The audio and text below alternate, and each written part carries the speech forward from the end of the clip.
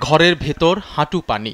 সময় যত গড়াচ্ছে সেই পানি আরও বাড়ছে। খাওয়া দাওয়া বন্ধ, কারণ রান্নার কোনো উপায় নেই। পানির সঙ্গে টয়লেটের ময়লা ভেসে আসছে ঘরের মধ্যে।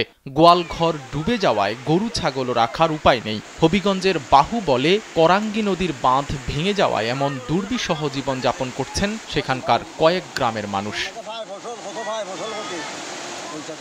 শুক্রবার ভোররাতে হঠাৎ করাঙ্গি নদীর বিভিন্ন স্থানে বাঁধ ভেঙে যায়। পানির তোড়ে ভেসে গেছে হাঁস মুরগি সহ অনেকের গবাদি পশু। ধ্বংস হয়ে গেছে মাঠে থাকা ফসল। ঘূর্ণিঝড় রিমালের প্রভাবে টানা বর্ষণ আর পাহাড়ি ঢলে বাহুবল উপজেলার ভাদেশ্বর ইউনিয়নের নিজগাঁও ও গোলগাঁও এলাকা রীতিমতো পানির নিচে তলিয়ে গেছে।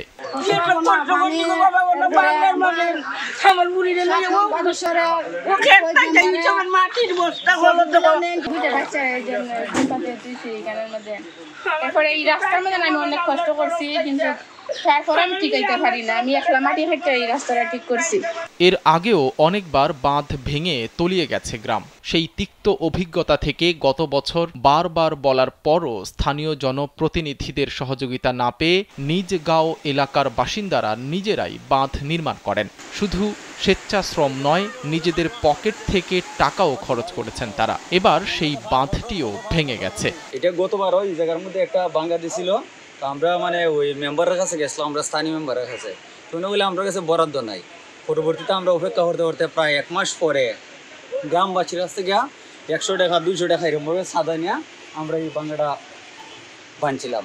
আমি নিজে টাকা দিয়ে আমি তারা রাস্তা আমি কি করে দিছি। আমাদের চেয়ারম্যান মেম্বার কেউ আমরা এই রাস্তাটা উদ্রুত কেউ করে দেয় না। প্রশাসনের পক্ষ থেকে পানিবন্দী মানুষের দুর্দশা কমানোর চেষ্টা করা হচ্ছে, তবে বিশাল এলাকা জুড়ে প্লাবিত হওয়ায় সেটাও খুব একটা সম্ভব হচ্ছে না। অন্যদিকে বাঁধ রক্ষার জন্য পানি উন্নয়ন বোর্ড দ্রুত কাজ করে যাচ্ছে।